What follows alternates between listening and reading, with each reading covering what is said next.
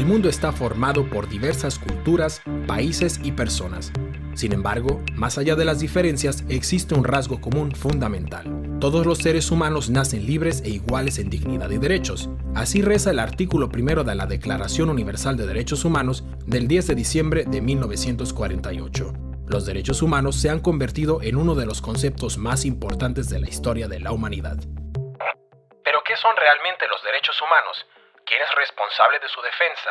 ¿Y son realmente válidos para todos los seres humanos?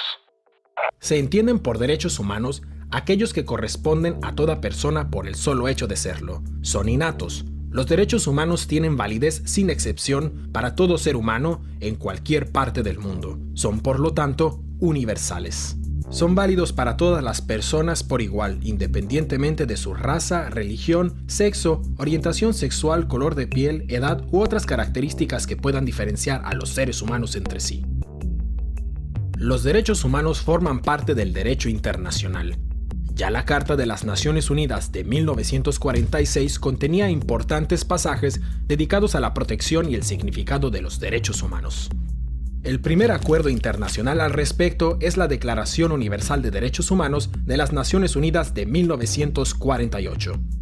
En 1966, la ONU aprobó otros dos instrumentos internacionales, el Pacto Internacional de Derechos Civiles y Políticos y el Pacto Internacional de Derechos Económicos, Sociales y Culturales. Juntos se denominan Leyes Internacionales de Derechos Humanos. Son la base jurídica más importante a este respecto. A todos ellos hay que añadir otra serie de convenciones. La Convención sobre el Estatuto de los Refugiados, la Convención sobre los Derechos del Niño, la Convención contra la Tortura y la Convención sobre los Derechos de las Personas con Discapacidad. ¿Pero cuáles son en detalle los derechos humanos fijados por estos instrumentos? A menudo se clasifican los derechos humanos en tres generaciones o dimensiones. La primera dimensión, los derechos civiles y políticos clásicos. A este grupo pertenecen el derecho a la vida y la integridad física, la prohibición de la esclavitud y el trabajo forzoso,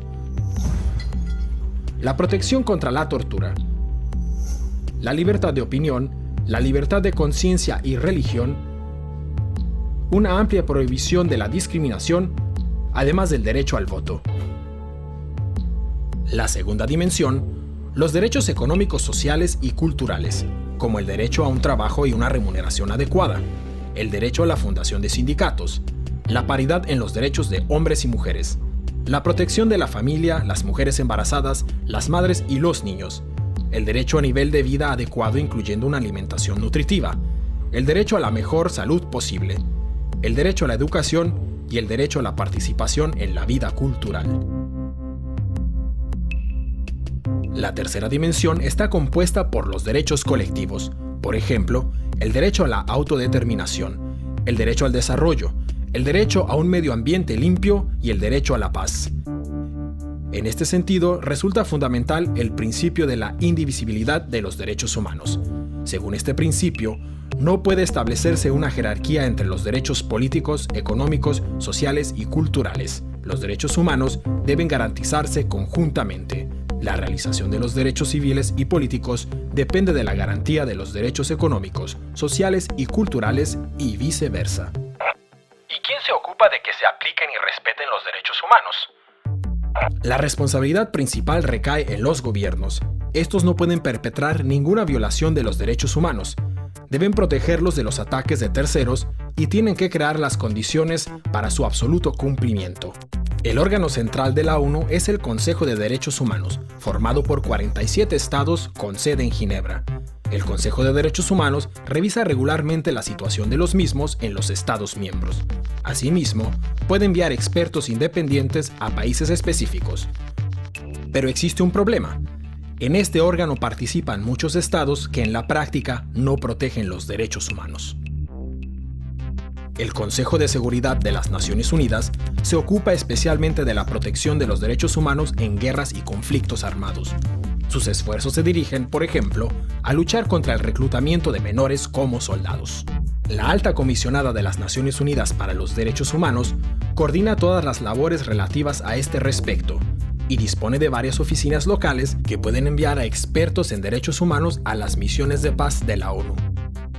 la Corte Penal Internacional de La Haya. Por primera vez, existe desde 1998 una instancia que puede investigar y condenar violaciones especialmente graves de los derechos humanos, como son el genocidio, los crímenes de guerra y los crímenes contra la humanidad. Sus alcances todavía son limitados a causa de la falta de apoyo de importantes naciones como los Estados Unidos de América o China. Sin embargo, este es un importante paso, ya que los criminales de guerra ya no pueden estar seguros de permanecer impunes. Además de las instituciones internacionales de la ONU, existen otros organismos y acuerdos en materia de derechos humanos a niveles regionales: el Convenio Europeo para la Protección de los Derechos Humanos y de las Libertades Fundamentales, o el Tribunal Europeo de Derechos Humanos en Estrasburgo, la Carta Africana de Derechos Humanos y de los Pueblos, y la Convención Americana sobre Derechos Humanos. La sociedad civil asume un papel especialmente importante. Las organizaciones no gubernamentales como Amnistía Internacional o Human Rights Watch se encargan de vigilar en todo el mundo el respeto de los derechos humanos y de llamar la atención sobre violaciones a los mismos. Mediante su presencia en la opinión pública, ejercen presión sobre los gobiernos. Asimismo, participan en el desarrollo de las bases jurídicas. También cabe destacar la importancia de los Institutos Nacionales de Derechos Humanos, instituciones independientes que asumen un rol esencial en cuestión de vigilancia de derechos humanos. ¿Pero existen controversias en materia de derechos humanos? Sí, sobre todo dos aspectos son controvertidos. Punto de discordia número 1: el carácter universal de los derechos humanos. El argumento: la idea de los derechos humanos procede de Occidente y por lo tanto no puede trasladarse automáticamente a otras culturas. Es verdad, el origen y la extensión de la idea de los derechos humanos están unidos al desarrollo cultural y las tradiciones. Pero también es cierto que ningún ser humano desea ser torturado o discriminado a causa del color de su piel o su religión. Toda persona aspira a poder expresar su opinión libremente, sin miedo a ser perseguido. Todo ser humano desea vivir una vida digna bajo un techo y sin sufrir hambre ni sed. Y todos estos deseos están recogidos en el concepto de universalidad de los derechos humanos. Cabe destacar que la universalidad se pone en tela de juicio por estados o grupos responsables de violaciones de los derechos humanos. Punto de discordia número 2. Los estados occidentales son acusados de utilizar los derechos humanos como excusa para atacar militarmente a otros países al mismo tiempo que violan los derechos humanos. La realidad es que ningún estado garantiza por completo los derechos humanos. También en los estados occidentales existen violaciones de los derechos.